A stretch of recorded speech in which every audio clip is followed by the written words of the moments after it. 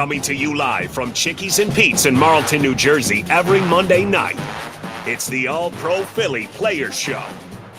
Now here are your hosts, Gerald Colton and Eagles Insider, Dave Spadaro. Good evening, ladies and gentlemen, and welcome to Chickie and Pete's in Marlton, New Jersey. I'm Gerald Colton. My co-host, Dave Spadaro, has another engagement, an important one. I got upstaged by Merrill Reese, the legendary voice of the Eagles, so I have to accept that. but I am thrilled to be here.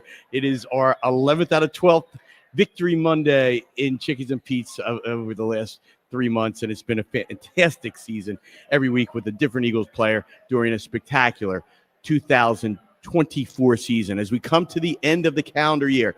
And yesterday was a beautiful victory. Any victory over the Dallas Cowboys is always great, but this one, 41-7 at Lincoln Financial Field, moving the Eagles to 13-3 and clinching the NFC East for 2024. When you start the season, that's one of the goals. There's still many goals to go. But we've had such a great year and such great guests from the Eagles, and our timing couldn't be better for this one. Yesterday, if you watched that game, the leading tackler for the Philadelphia Eagles and a guy who forced a very big fumble still early in the game when it was still in doubt, number 42, Oren Burks. Hello, Oren. How's it going? It's great, and it's great to have you here. And we really have had a great year. And one of the things that we've really enjoyed is what a great group of men you have, the Philadelphia Eagles are. And you know what passionate fans Philadelphia has. But this is a team, in my opinion, that very much deserves to be rooted for. And we could be really happy to have it as our team and to really bask in the glow of what you're doing on the field.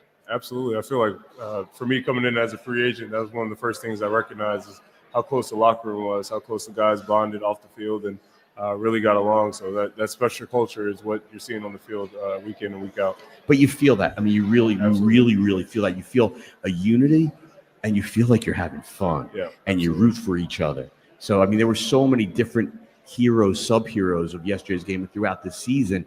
And from my standpoint, it is – and I have watched a lot more football than you've been around for and a lot of Philadelphia Eagles teams.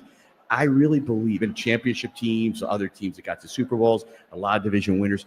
I really believe this is the deepest Philadelphia Eagles team I've ever seen. And you've had so many things where one guy goes down, another guy steps in. And look, this is your first year as Eagles. I'm sure a lot of fans weren't that familiar with you. And then you step in and you don't skip a beat. Yeah, that's what it's about. From the day in out, we just believe that like next man up mentality. You just got to be ready when your opportunity comes up, and just really fortunate. You know, we have a really great linebacker room with Zach Bond and Kobe leading the way, and Trotter coming along as well. Like he's a local guy, so I feel like just the culture that we built, you know, just in a short amount of time, getting to know each other has been really special. So, well, it's great to have you here, and the other three guys you mentioned, and Zach, Nakobe, and Trotz have all been guests. So it was about time we got you. And I couldn't have asked for a better week after you really were one of the real stars on the field yesterday for the Philadelphia Eagles. So let's go back to yesterday, just a couple things. I'm not going to dissect the entire game because it was an annihilation in the end. But like many NFL games, it certainly doesn't start out that way. And it didn't start out beautifully, other than the fact that the weather. And you're kind of a Northeast guy. Virginia's not really Northeast, but it's close enough. And pretty surprising December 29th weather at Lincoln Financial yesterday. Yeah, when you look at the schedule and you see those late games here, you know you're going to be in for something, some wintry mixes, some cold games. But we were fortunate, having a little bit better weather this game. So I was expecting the rain, so I was ready to go regardless. But no matter the circumstances, like I played in Green Bay, like it was -12, like that kind of stuff, and just find a way to play. Yeah, I mean, Green Bay's cold like nothing else. Yeah, so this, no matter what, this is like beach weather for you. But by the same token, it normally is cold. It was calling for rain all week, and then all of a sudden it's a 65-degree sunny day on December 20th. And on top of that, those Kelly green uniforms looked really great in that sunshine. Yeah, they're iconic, man. That was one of the things I was looking forward to, becoming an Eagle is playing in the Kelly greens. I remember last couple of years with the Niners and seeing them playing in those uniforms. I'm like, man, those are clean. So, or I look at the Eagles in Kelly green, and to me, it's just a spectacular look. And it's just, I don't know, it's a mass of something that it adds so much to me aesthetically to the game. As you as players, do you care about that? Do you actually feel that? Yeah, I feel like it's just a tip of your hat to the history of the organization, all the players that come before you that make this thing great. And I've been lucky to be a part of historic organizations my whole career, whether it's Green Bay or San Fran or here at the Eagles. And I feel like that history, like that rings true with me. Like I really appreciate the history of the game and all the players that paved the way for us to play what we're doing right now. It's a great segue for me to mention somebody, and I'm not sure how familiar you are with this guy, but a really iconic Eagles linebacker passed away this past week. It was Bill Berge. Do you know that name? I don't know the name, no. Okay, all right. Bill is an Eagles Hall of Famer, Okay. And he played on the 1980 NFC Championship team. He's a guy who's really a whisker away from being a Hall of Famer. I think he could have been. He's got a historic case. Just a quick background. I'm a sports attorney agent, and I used to teach sports law over at Rutgers Law School. Okay. And a case in our case book is the Cincinnati Bengals versus Bill Berge. He signed a contract to play in another league. It was a UFL in the 70s. After his contract with the Bengals expired, they sued him, went to court. The league wound up folding. The Eagles picked him up in a trade from the Bengals, and that's how he went up here. And so he actually came to my sports law class so we could discuss the case of Bill Berge getting sued by the team he was playing for. And it's really long. We're here to talk about you and your current Philadelphia Eagles, but he was a fascinating guy. And I would say he was one of the genuinely toughest but nicest and most honest people I ever met. He was just and you probably see guys like this. His personality was like he played. Yeah. He was an in-your-face tough guy, and just a great guy and a real Philadelphia type of player. And he'll be missed as a person. And as you will find out, and probably have already, Bill Berge was one of many former Philadelphia Eagles that was still at every game. Every game. He never left the area, never moved away, never missed a Sunday. And then he got sick recently and unfortunately passed away right past Christmas. But what a great guy and one of the many legendary. And you will find that once you're an Eagle, you're an Eagle forever. Yeah. Now, you played in other places that are like that in the 49ers and the Green Bay Packers, but we hope to claim you as ours. And if you win the Super Bowl here, then there's no question. That's the goal. That's the end goal for sure. There's something about that championship team that you are together forever. But I'm sure you've seen it already. There are a lot of former players that are around the organization and always in. But let's go back to this team. A big RIP to Bill Berge, though. And just one other thing that was ironic about Bill Berge.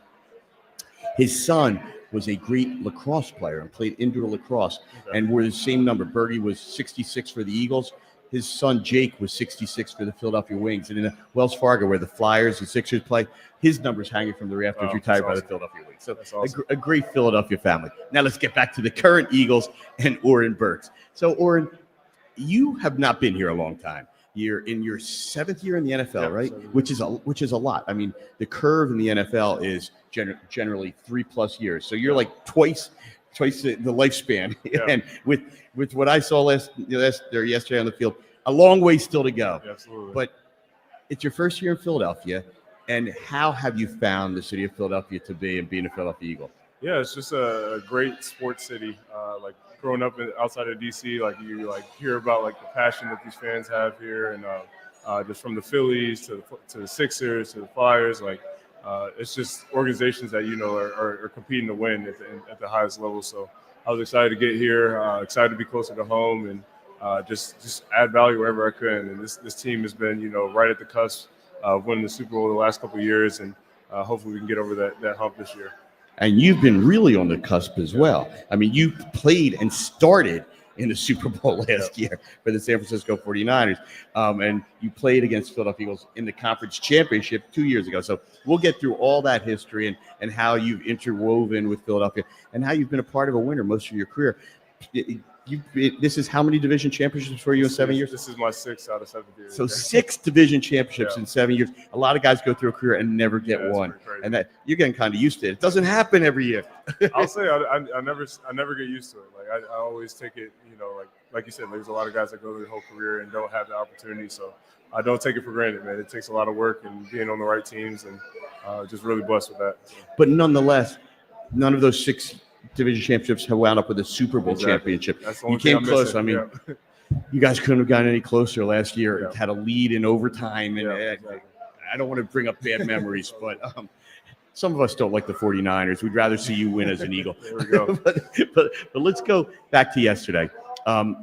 It really was a magical day for a lot of reasons at Lincoln Financial Field. Didn't start off great for the first few minutes, but you're starting the game for the first time as a Philadelphia Eagle. Tell me how that felt, how juiced you were to step out on that field at the start of the game. Yeah, I was excited.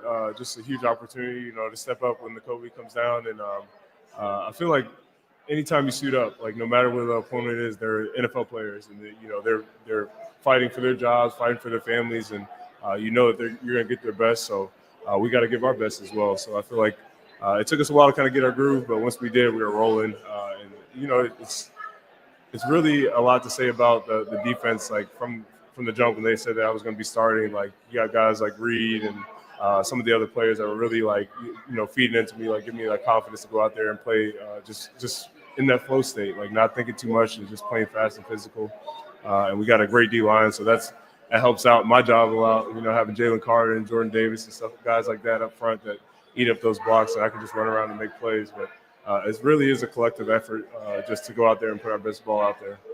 From the outside, you can tell how close you are, and it looks so much like everyone is rooting for everyone else. You don't necessarily feel that from every team. Whoever it is, they're jumping up and down, they're congratulating you. I mean, look, Tanner McKee, another guy who was here this year, your whole group looked like they couldn't have been happier. A.J. Brown was so excited he fired that his touchdown pass into the crowd, which of course was another great uniting moment. Yeah. And of course, no matter what, Big Dom winds up in the middle of everything. Yeah. He's the enforcer. He makes sure everything goes smooth, and he got the ball back for Tanner. That's a big moment for him. And AJ, gave his word to the fan that he'd give him a little something after the game. So it comes down to the team effort. Everybody collectively come together for a common goal. So. And a number of our guests this year are first-time parents within the last few months of a club that you are also a part of. Absolutely. We had Rick Lovato, Tanner McKee, Zach Vaughn, and now yourself. There we go. So how was first Christmas as a father? Man, it was amazing. It was amazing. Just a lot of great memories. Was able to go back home to Virginia, see my family and my grandparents, my aunts, and all the stuff. They were excited to see her. So she's literally sitting in the middle of our living room. Everybody's just watching her, having a great time. She's the first grandchild in our family. So just really blessed to be around family. They're really fortunate that they gave us a day off. We ended up moving the schedule around a little bit. But those moments you'll never forget. All those first-year pictures will be so memorable. Absolutely. And each year will get better as she gets more and more aware of what's going on. And at some point you realize that Santa Claus isn't real, but you got a few more years we'll of cross that bridge when it comes. So in the preparation, you dress every game, you're playing special teams. It still has to be different knowing you're starting. Yes and no. I feel like I always prepare as a starter, just mentally. Year 7, like I've been in situations like the Super Bowl, like I was starting, but I wasn't playing a huge role at first. And Dre Greenlaw goes down, and I have to end up playing significant snaps in the Super Bowl. So I feel like for me, getting into year 7, I always prepare like I'm the starter, making the checks, making sure I'm on everything. And if my time comes, I'm ready for it. If not, I'm better for it next week. So just continuing with the same process has just allowed me to sustain my career. And the special teams as well has been huge. Like just getting on the field, adding value, finding ways, to bring guys along. We have a lot of younger guys in special teams this year, and they didn't really play that in college or high school, So just finding ways to bring those guys along as well. So what did it feel like winning the NFC East championship and going into that locker room as a team to celebrate? Man, it feels awesome, man. It's a lot of hard work that goes into it. And, we talked about that being the first goal, once you get into the season is taking care of your division, and then you move on to bigger and better things. But just checking that box right there, it just gives us a lot of confidence going into the next couple games into the playoffs. And we're clicking on all cylinders right now. You got to get guys healthy a little bit, but I feel like for the most part, we're in a great spot. I heard somebody, I think it was Saquon, say in a quote that he didn't even know that a division championship hat was a thing.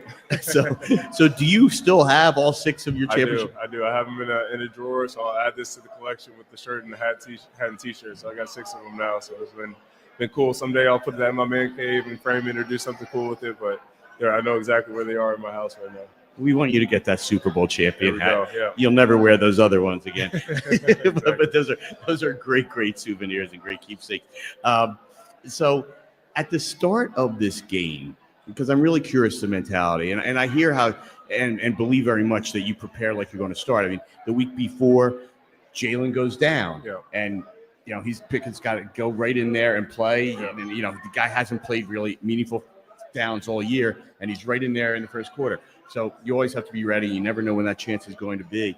But I got to believe you like winning the toss and deferring so that you get Absolutely. on defense first. Yeah, I've always been a fan of deferring and then, get that kickoff out the way. One, as a special teams guy, I like to hunt and get out there. But defensively, I feel like you set the tone just with that first drive, like the physicality, the style of play, let them know it's going to be a long day, that kind of thing. And then you get the ball back at the half on offense. So, it's a double whammy. I feel like it's definitely the way to go. If I were a coach, I'm deferring every time if I can. Well, defensive guys especially, but it really has worked out mathematically where it winds up you get that possession at the end of the first half and want to start the second half. It's amazing how many games you've gotten those two scores and kind of put it away with that kind of move. Yeah, it goes a long ways for sure. All right, so it's also got to feel good to get that first hit in. And you got that first hit and that second hit and the third hit right away. Yeah. I mean, that first drive was not necessarily ideal defensively because they did move it on you, but they weren't getting big chunks, small chunks. But you got a bunch of tackles right away. And I actually think you got cheated. I think you got more than they credited you for. Hey, man, I'm just happy to make plays when my time comes, just do my job. And like you said, like that first hit kind of gets it out of the way. You're like, all right, I'm playing football. So getting right back into the flow of things. So. But it's still better to get hits on a 60-degree day than those 20-degree days, right? Yeah, the hits feel a little different when it's colder out, for sure. It was a little chilly last week in Washington. Not too cold, but a little chilly. And by the way, so playing in Washington, which is really near where you grew up, how many tickets do you need for that game? I let my dad handle it. I had a set number of people that I was paying for tickets, and then I was like, the rest, I would love to have you, but I can't be playing for free out here. So people don't realize that on the road you don't even get one comp ticket. At home you get two, and so when you can't take care of all the people you want to come support you. So you can maybe get them tickets, but they got to pay because otherwise those games will cost you a fortune. Absolutely, it adds up over the years. We got 17 games plus playoffs. It's like that definitely adds up. Well, and Super Bowl tickets, people have no idea because again, you only get two comps, and those cost thousands a piece. Those are very expensive. It's a good problem to have, but people have to understand. All right, so getting back to yesterday, so you immediately get involved, but Dallas is moving the ball, and the last week didn't end on a great note on the first drive, but CJ, who couldn't have felt good about how last week ended for him, and he was certainly missed when he went out of the game, came up with a huge play. Yeah, he's just a playmaker. He finds a way to take the ball away, whether it's interceptions, forced fumbles. He plays with a lot of passion, a lot of emotion, and sometimes it gets the better of him, but other times it fuels us. I feel like he's really somebody we can rally around, and got a ton of respect for his game and the way that he goes about it. And just a fun player to watch for sure. He's a fun player to have as a fan because he was on the team that beat you in the conference championship in 2022 and lost in the Super Bowl. He was not on last year's team, and I felt he was sorely missed, and clearly front office did too and brought it back. So he's really been a hugely valuable piece of this team. And the other part is one of the biggest stats in football. I've got the playbook here and always go to the stat sheet.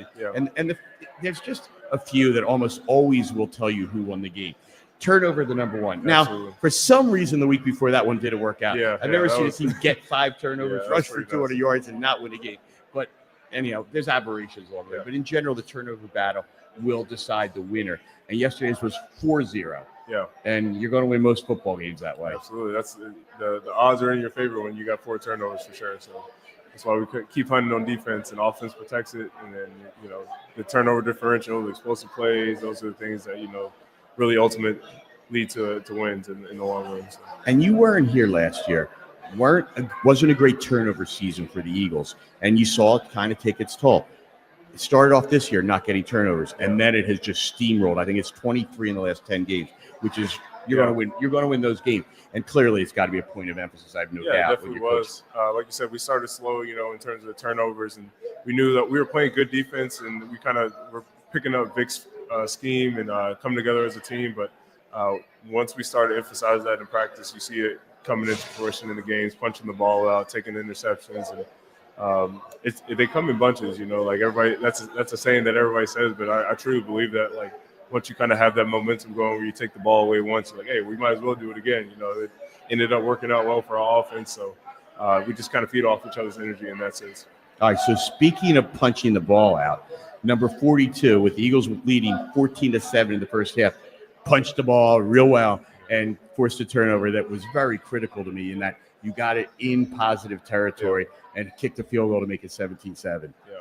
So that was you. That had to be one of your big plays so far in Eagles green. Yeah, it definitely was. Just taking repetitive blows at the ball, and that one I was just tackling at the level of the ball and ended up knocking it out. And it's funny, like the ones that you're like intentional about really punching, sometimes you don't get it out, and the ones you're just like making a regular tackle and just trying to get to the level of ball, those are the ones that come out. So you just got to keep going at it.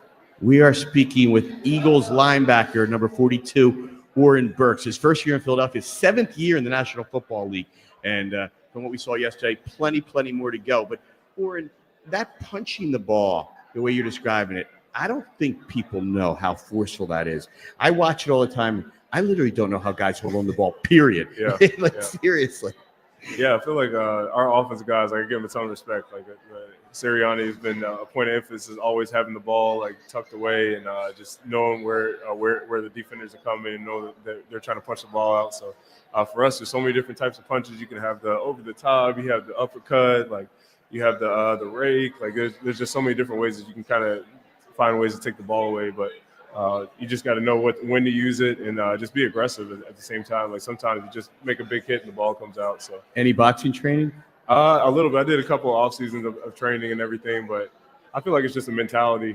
Just knowing that I have to take the ball away. Like that's going to help my team in the best way. So it's just a mentality every play trying to take it away. How good does that feel when you punch it right on and you see it come loose? Yeah, absolutely. No greater feeling. So I guess it was Carter jumped on it, right? Oh yeah, it was Jordan Davis. Oh, okay. Yeah. So it's a great team effort. Yeah. It seems to me it's more important to punch it out than get it, but either way, you need to find a way.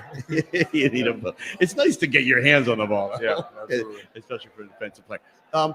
From a special team standpoint, which has been a lot of what you have done in your career, and for a lot of guys, listen, that gets you in the league, can keep you in the league, so it's a great thing. Absolutely. Obviously, you like playing it because you play it with a lot of passion and fire. Yeah, I mean, I feel like early in my career, I was kind of going in and out of playing time, and then ultimately I was just like, I'm going to establish myself as a great special teams player. I didn't really know that was, you could really sustain your career with it, but like I just knew that I wanted to add value. I didn't want to be just a guy, on the sideline, just not really contributing to the team. So I started like making tackles and plays there, and I just really like embraced that role. I feel like that's the biggest difference. Is like some guys embrace that special teams role, and some guys don't. They want to be, just strictly offensive defense, which is nothing wrong with that. But for me, I knew that like I wanted to add value wherever I could, and that's been like a calling card for me. Even like getting my second contract, it was pretty much off of the special teams deal because I didn't get a ton of time defensively, and my role has kind of blossomed from there. Ended up being like a starting linebacker with the Niners, and I've always just like the special teams is my calling card, something that I kind of lay my hat on. And like I said, we have a lot of younger guys on special teams here with the Eagles, and bringing those guys along and having that same mentality of like wanting to do it, playing fast and physical, and then just knowing that it affects the games in ways that you have no idea. Like this field position is a huge thing, and then momentum. Just making a big play on kickoff will fuel the defense. They're like, oh, like it brings a little bit more juice out there. So I really enjoy it. That's great. And one of your special teams coaches, Tyler Brown, hails right here from Marlton, New Jersey. He went to Cherokee High School, and his father used to be the mayor of Marlton. Local guy, So we are in Brown territory for sure, and a real great coach, a great up and coming young coach who I expect will have a long career in the National Football League. Now, I have one quick question before I take our first break regarding special teams. Obviously, there's new kickoff rules this year. Yeah. How much difference has it made? It aesthetically, from the outside, it still looks so bizarre to me. Yeah. So, but from playing it, instead of running all the way down, really 60 yards or whatever you run, it's a lot shorter distance. How's it affected you in coverage and your play? It definitely has affected. I feel like early everybody was just kind of trial and error, trying to figure out, how to play to the different rules, the different techniques that you can use. And ultimately, like I said, like it comes down to mindset, playing fast and physical and wanting to do it. Those are the things I think, like as a special teams player, those are the three things you have to have. But what it looks like, it looks a little different these years. But I don't know. We'll see if they keep it. I feel like their objective was to get more returns. And, especially early in the year, everybody just kicking it out of the back of the end zone. And you're getting the ball at the 30, so it's like I don't know. It changes the game in ways that we didn't anticipate, but we'll see. How the rules committee sees it going into next year. I understand the reasons for it, certainly from a safety standpoint. So you and actually covering those kicks and making those runs, has it been less impactful on your body? Yeah, I would say over the course of the year for sure. I know, like in past years, like this time of year, my hamstrings are about to fall off the bone. Just getting those sprints in game after game, but. This year it is a shorter distance, so that definitely helps a little bit. But I think it's just I don't know. It's just it doesn't feel like real football sometimes. When you're out there, you got that momentum of just running full speed, and you obviously don't want those big blows where you have a lot of concussions. Off a kickoff. But I feel like there's ways that we can find a healthy compromise, a middle ground with that. So.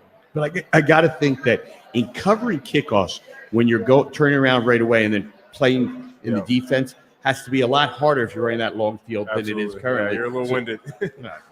So, anyway, and then the last thing I have on this before I break is Dallas has like a record-setting all-time kick returner. Yeah.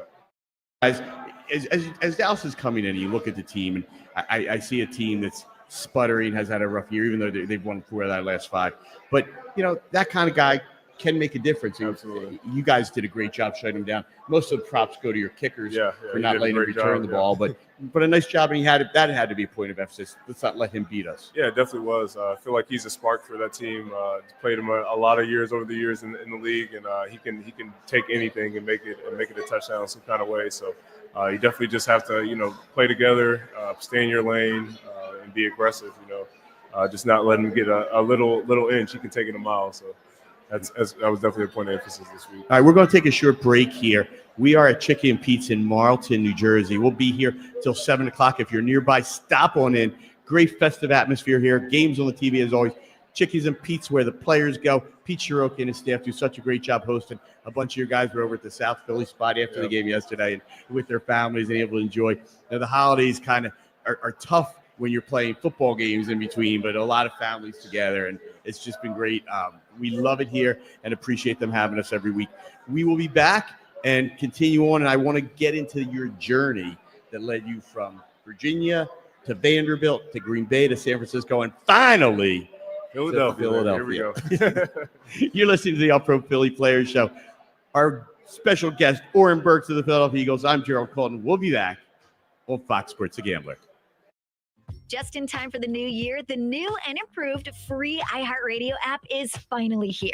It's everything you love about radio in the palm of your hand. The live radio dial, presets, scan, even lyrics. And iHeartRadio has all your favorite artists' playlists and podcasts too, anytime, anywhere. Count down to 2025 with the new and improved free iHeartRadio app. Get it today. iHeartRadio. Fox Sports Radio, The Gambler. Now, total traffic for Philadelphia. Heads up in Montgomeryville, Bethlehem Pike, that's 309 northbound. All traffic is forced off at Upper State Road. That because of a crash, going to be detoured around. Southbound side is getting by. Around City Hall, we have lots of closures and big delays. They're getting ready for the Mummers Parade, so avoid that area if you can. On Schuylkill eastbound, it's sluggish. The Conchie curve to Belmont, and again from Girard to the Vine. Westbound Schuylkill's heavy from University into the Vine. And the Vine Expressway eastbound slows to Schuylkill Abroad. Westbound from 8th Street back to the Schuylkill. 95 southbound, slow volume from Ridley Park down to 320. Brendan Joseph, total traffic. This report is sponsored by Compassion International. Every day, a child in poverty waits for a sponsor is another day of hopelessness. There are thousands of kids who've been waiting over a year. End their wait. Sponsor a child with compassion today. Just text the word radio to 83393. Join Fox Sports The Gambler at Chickies and Pete's in Marlton, New Jersey at 6 p.m. this and every Monday as the Bird Star returner receiver Britton Covey and the other Birds players join NFL agent Gerald Colton and Birds insider Dave Spadero for the All-Pro Philly Players Show. Meet the Birds players, get photos and autographs while they break down what promises to be the Birds' exciting season. We will see you at Chickies and Pete's in Marlton this Monday night at 6 p.m. Get details at Fox Sports The Gambler website. The holidays are a blast, but the financial hangover, that could be a huge bummer. I am Matt. And I'm Joel. We are from the How to Money podcast. And if you are dreading the new statement email that reveals the massive balance that you've racked up, well, you could use our help. Totally. So How to Money is dedicated to helping you make sense of your personal finances so you can ditch your pesky credit card debt. You can crush your other financial goals and feel more in control of your money. Listen to How to Money on America's #1 podcast network, iHeart. Open your free iHeart app and search How to Money and start listening. Hello? Hello! Oh, Uncle Nick, I wasn't expecting you for another few days. Good thing my order from Ashley was already delivered. I don't know what I would have done had he arrived before the extra spacious sectional and cozy memory foam mattress. He'd take one look inside and be on his not-so-merry way. Come on in, Uncle Nick. Ashley is here to make sure you have the furniture and latest seasonal home decor to prepare you for any moment. Visit your local Ashley or shop online at ashley.com for deals that slay. Hey, you've definitely had a busy month. Finding gifts, sending cards, hosting family. Well, now it's time to treat yourself at Macy's After Christmas Sale. Come and find great deals on something just for you.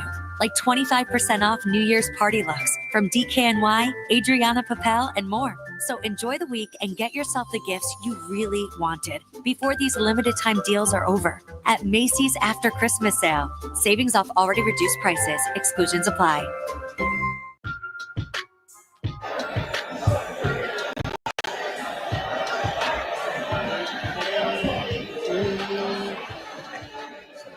Yeah.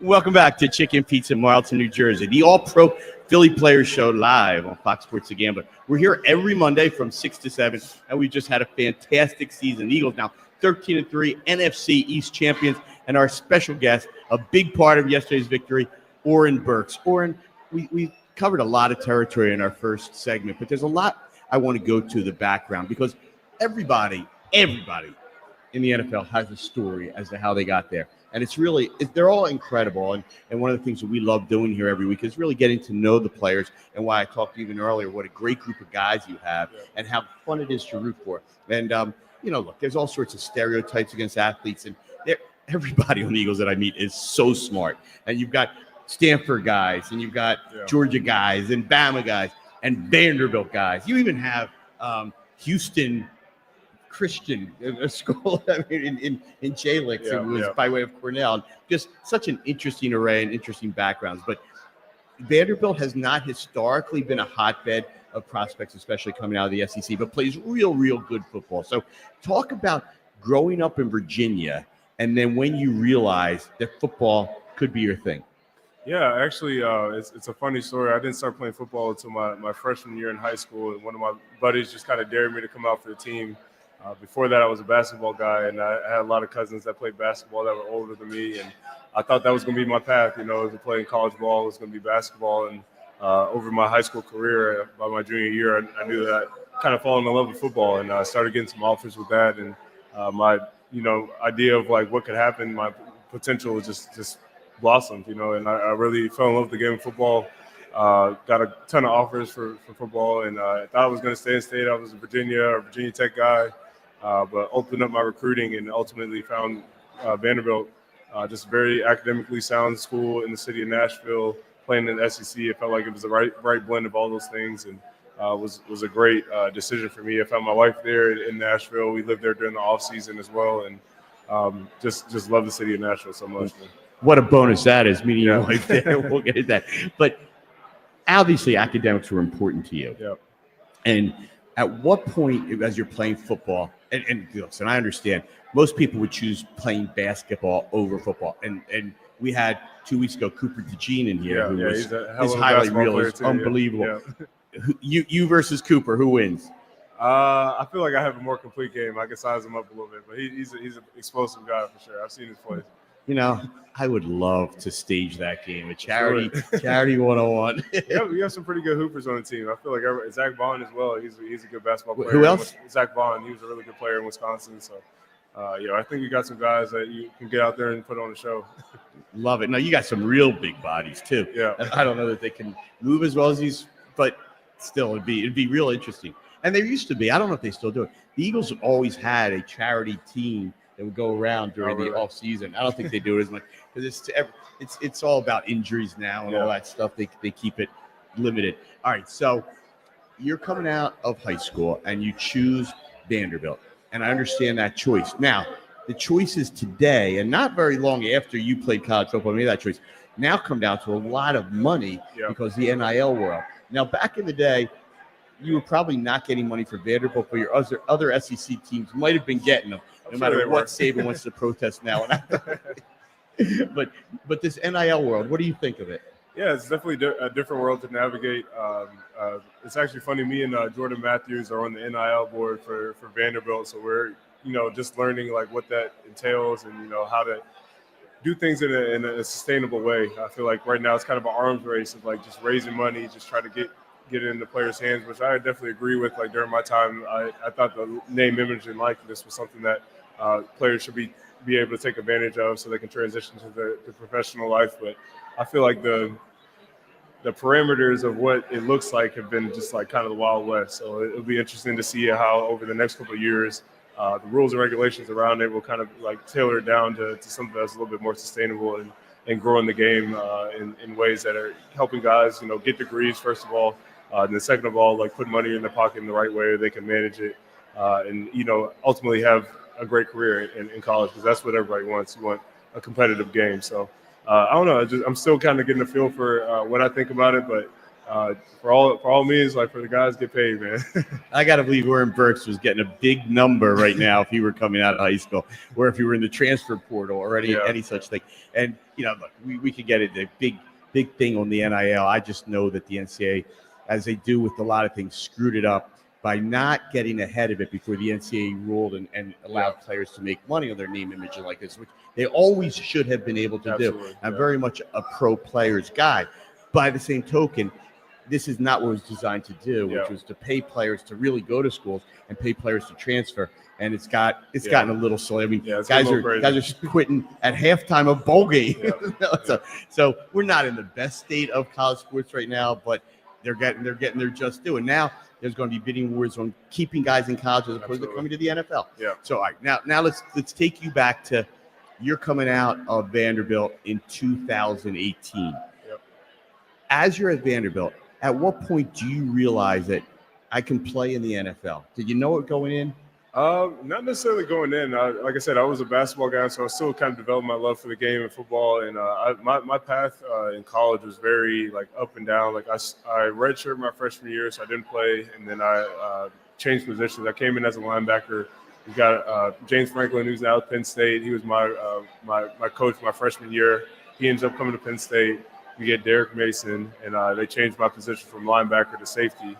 So I played safety for 2 years, free and strong, and then I played an outside hybrid and then an inside my last year. So I played a million different positions in college, and throughout all of that, I was just always wanted to be a guy that added value, a guy that just find a way to make plays wherever you put me on the field, and that ultimately has helped my toolbox. Once I got to the league, just having that athleticism and that DB background to make plays and run around. So I don't know. It's just crazy to think. I feel like it was like my sophomore year. I had a really good year at safety. I had I think I had 4 picks that year or something like that. So how much did you grow or get bigger? I struggled with weight honestly until I got into the league. I was always like that light guy in the box as a linebacker, and I was always eating PB&J sandwiches and shakes and everything. But no matter what, I couldn't keep weight on. But my metabolism slowed down a little bit now, so I'm still probably a little bit lighter, but finally in that 230 range. But I don't know, just wanted to get out there and make plays. Well, before I take you out of Vanderbilt, we got to talk about probably the most significant thing that happened to you there. Yeah. And that is meeting your wife. Absolutely. How did that happen? Yeah, so we were both involved in a Fellowship of Christian Athletes organization on campus, and we did a joint fellowship involved Belmont, Vanderbilt, TSU, Lipscomb, a bunch of schools there in Nashville, and I was one of the leaders for the Vanderbilt group, and she was one of the leaders for Belmont. So that's how we initially met and kind of hit it off from there. So. And got married pretty young. Yeah, we did. We got married at 24. Engaged sir my rookie year when we were in Green Bay, and it was definitely the best decision I made for my career, my life, man. It's the most important decision really of your life. Absolutely. I have 3 sons that just got engaged within the last few months, and all, I believe, made excellent choices. And their father maybe didn't, but you learn from mistakes. So coming out, your combine workout was pretty spectacular. And as you look at, or you go over that past where you played all different positions, I think it shows what an amazing athlete you were. There's not a whole lot of guys your size and at linebacker who can run like you can and jump like you can. So, I definitely made some money during the combine, and I was a late ad for the Senior Bowl, so I had like 1 day of practice, a walkthrough in the game, and made some money there in the game, and I feel like my draft stock just rose like as the offseason kind of went into play, and once the GMs and coaches got to meet me, see who I am as a person, as a leader, and that ultimately helped me get drafted in the 3rd round. So let's go over those numbers though. 4'6", 40? I was 4'5", yeah. I mean, at your size, because you were a shade over 6'3", I think. Yeah. And like 230 range, and that's moving. Yeah. And then, but the numbers that were really eye-popping to me were your broad and your high jump. I mean, when you talk about basketball as your thing, your explosiveness was incredible. You had to be able to dunk pretty good. Yeah, for sure. Because I think I saw like 10, 11 on the broad, 10, 11, and like 39 on the vert. Yeah, 39. Which is that you're 39 and a half, and you look like you've got pretty good reach as well. So you can probably stand a dunk two-handed. Huh? Yeah, absolutely. Yeah, that length helped me out a lot. John Jansen, how about you? How about on a stool, on a chair? I mean, on a ladder. Anyway, and then you wind up going pretty high in the draft, and especially when you say you were a late riser. So that workout had to have a lot to do with it. It also, to me, shows how scouting is not an exact science. Yeah, absolutely. But you went in the 3rd round, like in the top 100, like in the 80s. Yeah. Were you surprised? Were you expecting it? I mean, you don't really know what to expect during that draft process. So what were you thinking? Yeah, I feel like I just kind of set realistic expectations for myself. Like my ceiling was 3rd round, my floor was like maybe 5th to 7th. So you just never know where you're going to land, and I felt really confident with the training program that I was in. Doing well in the combine, doing well at the Senior Bowl, and then interviews and local days. I felt really good about that process, and it ultimately ended up being right at my ceiling. So I was kind of surprised. I knew there was an option to be in a 2nd day guy, and I was just around my family and friends at home, and got the call, and it's one of the days that changed your life forever. So really, really fortunate, to go to a historic organization like the Packers and start my career there. So. There's 2 huge things about going in that 2nd day. One, you don't have to wait another day. Yeah. And number 2, the money's a lot different as the rounds go on. So how did that feel when you got that? Who gave you the call? Was it Mike McCarthy at the time? Yeah, Mike McCarthy was the head coach at that time. Yeah. Who you would meet up with again. Yeah, absolutely. And then game as an Eagle, And then how was being a Green Bay Packer, one of the real historic franchises in this sport, in a place that's very different than anywhere else you would probably ever live? I mean, for people who have never been there, it's really hard to imagine. But you've got this small little town in Wisconsin where for football games, you park on people's lawns, and it's right across the street from the stadium. And it's pretty wild.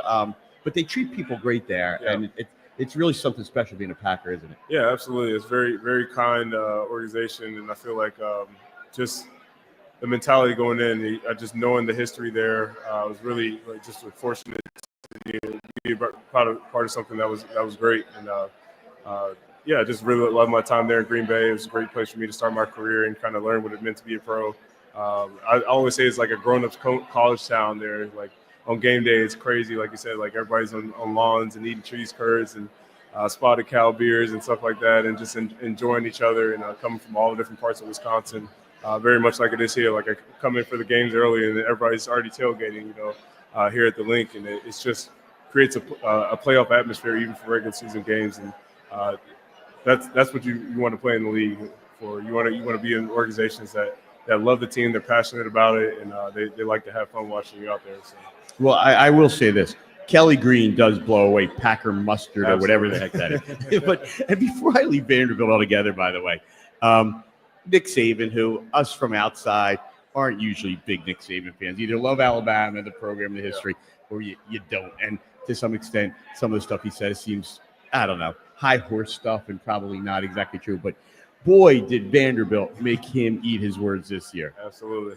He said something around the lines of the easiest place to play in the SEC was at Vanderbilt, and we ended up getting the win there. So I was telling you earlier, it happened during our bye week, so I was actually back home in Nashville and was at the game, was honored as alumni of the game with my family, and that ended up being a historic win for the program, and really, really proud of the guys this year, really stepping up. They ended up winning their bowl game in Birmingham as well against a really good Georgia Tech team. So the program is heading in the right direction. Clark Lee has been doing a great job building it the right way, and really confident in the future of the program. So. All right, we don't have a ton of time left. We're going to have to take one more break, but before I leave Green Bay, because we still have to get you through San Francisco and back to Philadelphia. But before I leave Green Bay, there's two guys that were part of your time there that I'd like to hear about. Number one is Mike McCarthy. I know him a little bit. He is a super, super nice guy. Yeah. And I think that's helped him in his coaching career. I know that Jerry Jones really likes him. Yeah. But how was it playing for him? He was your first coach in the NFL. Yeah, it was great. He's definitely a great coach, and you can see why they had sustained success while I was there. That year ended up not being the great year. He ended up losing his job, and we didn't make the playoffs for the first time in a couple of years. But, you could see why the systems that he had in place, led to long-term success. And he had a great group of coaches around him as well. They're very knowledgeable of the game, and I feel like that helped me as a pro, just like learning the game on the higher level, the details of it. So yeah, just speak highly of him. And did you get to see him yesterday on the field at all? In passing, I didn't really say anything to him, but it's been a while. There was a assistant linebacker coach, their linebacker coach. I had a closer relationship with him, so I did say something to him. So. And the other guy I got to ask you about, you might not have much you want to say, but one of the guys who I think is one of the best players, best quarterback I've ever seen, and has become a little bit of an enigma as time has gone on, and probably lost a lot of fans after being so popular his whole career. He still, I'm sure, has a bunch, but it's been a very weird few years. Tell us what Aaron Rodgers was like and what he was like as a teammate. Yeah, I was lucky to have him as a locker mate. He was right next to me for my last couple of years there in Green Bay, and phenomenal teammate, phenomenal person. He's very passionate. He's very thought out. Even if you don't agree with his opinions, it's well thought out and you can respect that. And just the way that he treated people in the building, I just have a ton of respect for him and the way that he goes about his business. And he's been playing at a high level for a long time, man. It's not many people that can play as long as he has and do it at the level that he has. So, just love playing with him. He's a great leader. He tried to get you to do a ayahuasca trip with him? No, I wasn't on that. Anyway, he's a really fascinating guy, and I don't think he's quite done yet. Anyhow, listen, we're having so much fun talking to Oren Burks, star of yesterday's Eagles game, number 42 of the NFC East champions. And we'll be back to bring him to San Francisco and then ultimately to Philadelphia. We return for our final segment. You are listening to the All-Pro Philly Player Show on Fox Sports The Gambler. We are live from Chickies and Pete's in Marlton, New Jersey. Be back after this.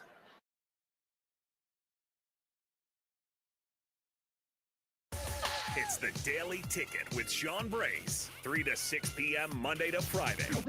My co-host for the day right here, right now, Sean Bernard. Highlight Tyrese Maxey a little bit more. I think we are seeing, I don't want to say the torch pass, but it does feel like him stepping up into a little bit more of the front line of this franchise. And there is a level of nastiness that he's developed on the court that I honestly wasn't confident that he had in him. Like there was a report going around from one of the Boston reporters yesterday talking about that Maxey hit a three, turned to the Celtics bench and told him to get Sam Hauser out of the game, that he couldn't guard him. Like, I didn't know that Tyrese Maxey, that was your game, and you had that in you right there. So I'm loving seeing that. And I mean, I would probably argue that was the best two-way performance of Maxey's career. I thought he was excellent defensively yesterday. I think he really has been for most of the season. He had a double-double that ultimately his stat line finishing yesterday with 33 points, 12 assists, had 3 steals and 4 rebounds as well. Shot 3 of 9 from 3, 12 of 23 from the field. We're starting to see his efficiency numbers go back up. He's still this all-star foundational piece that is really starting to grow into exactly what we hoped it could be. And I think the slow start to the season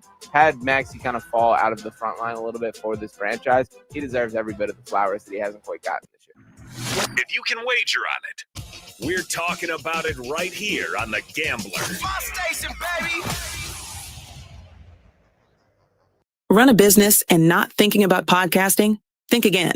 More Americans listen to podcasts than ad-supported streaming music from Spotify and Pandora. And as the #1 podcaster, iHeart's twice as large as the next two combined. So whatever your customers listen to, they'll hear your message. Plus, only iHeart can extend your message to audiences across broadcast radio. Think podcasting can help your business? Think iHeart. Streaming, radio, and podcasting. Let us show you at iHeartAdvertising.com. That's iHeartAdvertising.com. In this week's Marketers Report, we hear about the importance of local radio from Allison Griffin, head of marketing at State Farm. iHeart has such a broad broadcast reach that is local, and for us to be able to touch customers with a local feel but at a national scale is so efficient and important for us. As the #1 audio company, iHeartMedia gives marketers access to the audiences, trusted influencers, and data you need to grow. If you're a marketer, go to iHeartResults.com. Join Fox Sports The Gambler at Chickies and Pete's in Marlton, New Jersey at 6 p.m. this and every Monday as the Bird Star returner receiver Britton Covey and the other Birds players join NFL agent Gerald Colton and Birds insider Dave Spadaro for the All-Pro Philly Players Show. Meet the Birds players, get photos and autographs while they break down what promises to be the Birds' exciting season. We will see you at Chickies and Pete's in Marlton this Monday night at 6 p.m. Get details at Fox Sports The Gambler website. What's that sound? That's the sound of Downy Unstoppable scent beads going into your washing machine and giving your clothes freshness that lasts all day long. There it is again. It's like music to your ears, or more like music to your nose. That freshness is irresistible. Let's get a Downy Unstoppables bottle shake. And now a sniff solo. Nice. With Downy Unstoppables, you just toss, wash, wow, for all day freshness. Want to play a game with me and Dad? Mommy's not feeling good. You need to vaporize that cold. Vaporize? Yeah, with Dayquil VapoCool. It's Dayquil plus a rush of Vicks vapors. Whoa. Come on, honey. Let's let mommy rest. You guys are amazing. And so is Dayquil VapoCool. Dayquil VapoCool, the vaporizing daytime coughing, aching, fever, power through your day medicine. And to vaporize sore throat pain, try Vicks VapoCool drops. Use as directed. Keep out of reach of children. Getting quality employees to fill positions in your company is essential, but finding those people can be a major hassle unless you use ZipRecruiter. ZipRecruiter makes finding quality people a breeze. ZipRecruiter's advanced technology identifies candidates with the right skills, sends you great matches, then you can easily invite them to apply. 4 out of 5 employers who post on ZipRecruiter get a quality candidate within the first day. See for yourself. Go to ZipRecruiter.com/free to try ZipRecruiter for free. That's ZipRecruiter.com/free. I'm 6ABC Action News meteorologist Brittany Boyer with your latest forecast. All is quiet tonight for anybody that might be hitting the roads or traveling locally. We're talking temperatures tonight in the city right around 36 degrees with just a few patchy clouds out there.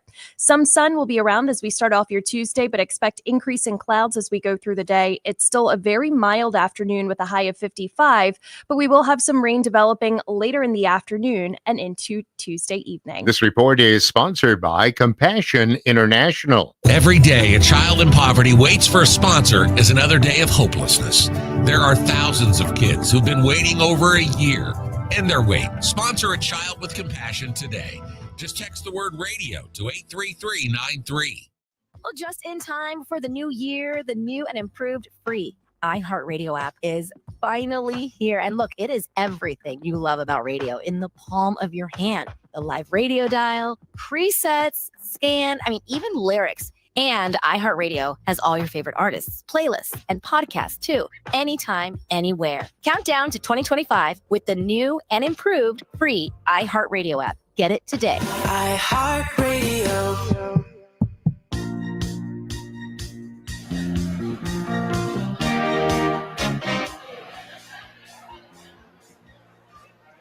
Welcome back to Chickie and Pizza in Marlton, New Jersey, the All-Pro Philly Player Show.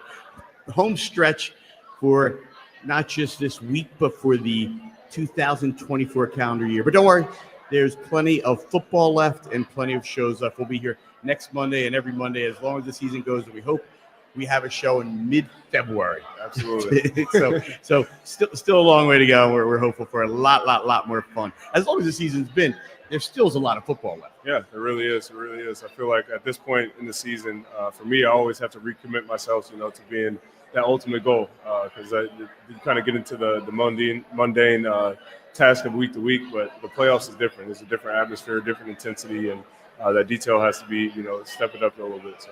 All right. So after finishing your first 4 years in Green Bay, you're then a free agent. Yep.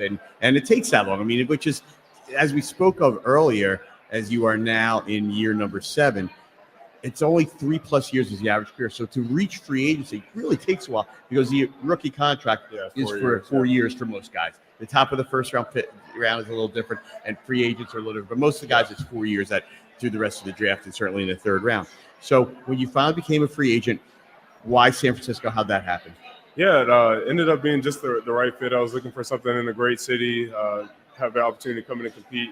And I had a familiarity with some of their players and some of their coaching staff. I trained with George Kittle during the offseason in Nashville, so I knew him that way and a couple other guys I had seen throughout my career earlier. It just felt like a right fit. I had a great time there, for my 2 years there during my contract, and ended up playing a lot more defense than I think anybody anticipated going into it, but just kind of carved out a role there throughout my time there. So I just really appreciated it. When you talk about, as I mentioned earlier, that the NFL draft is an inexact science, you arrived a year after the last pick in the draft, Brock Purdy, was picked by San Francisco. And he had kind of a meteoric, successful first year that ended in the conference championship here in Philadelphia. Happily for us Eagles fans. And you weren't a Niner yet, so you didn't really care then. But how was he up close? Because I still can't tell from the outside. And there's a lot of talent there, and they've had a lot of success, and certainly went to the Super Bowl last year, and we'll talk about that in a second. But what about that guy? Is he that guy? Is he in the elite category? I absolutely believe so. Just first, to start off of who he is as a person. We were in Bible study together, so we really got to peel back the layers of who he was. And he's just a phenomenal guy. Phenomenal. He's a husband now, but goes about things the right way consistently. And you want to see guys like that win. I feel like from the situation that he was like as the last draft pick, he was third or fourth on the roster at quarterback position. We had Trey Lance, Jimmy Garoppolo, and there was another quarterback that was there as well. So he was getting very limited reps. For the reps that he was getting very early on in his career, he was very meaningful and he was intentional about it. He commanded the huddle well. And when he got his shot, throughout the year, he really made the most of it. And I feel like he's one of those guys that guys can rally around because he doesn't want to be the main center of attention. He's all about the success of others. And you have a great talent around him with George Kittle, the Devos, the Brandon Ayuks, and all those guys. But I feel like he was kind of the missing piece to get all those guys rolling those last couple of years. So. All right, you mentioned Debo. Debo's one of the guys who I think is a real beast in the league. He is, right? Absolutely. And there's a few others there. What about Christian McCaffrey, who in some ways at times it looks like the best player in the league, but unfortunately has had the injuries? Yeah, I mean, that's the reality of the league. It's a violent game, so ultimately injuries are going to be a part of that. But just really respect the way that he goes about his business. He's like a machine. Like he's always getting his recovery in. He's always has the right mindset going into games, and he just performs at a high level when called upon. And just really, really smart guy as well. He's a Stanford guy, so he was back home in the Bay, and it's just been cool to be around, some of the better players, throughout my career. And now we got Saquon going for 2,000 yards. Like that's phenomenal in itself. So it's we're gonna hit Saquon in 1 second, and we're coming down the end. But you played with a great tight end in San Francisco and a great tight end in Philadelphia. If I'm not mistaken, you have the same agent as those guys, also. I have the same agent as not with Dallas or Kittle. Not with them. Okay. I have Zach Ertz was. Zach. Okay. Yeah. All right. I know he had a lot of tight ends. Yeah. And Zach had a great game last night, and got into it a little with your coach last week. We may be seeing that again. All right. And you had two seminal games while a 49er against the Eagles. And that probably has a lot to do with you being here, where they watched you on film so closely and said, if this guy's ever available, we're taking him. But you lost to the Eagles in the conference championship in 22, and then you kind of started their downward slide last year in 23. What were your recollections and feelings about the Philadelphia Eagles in those games against them? Yeah, they were, both times we played them, they were rolling.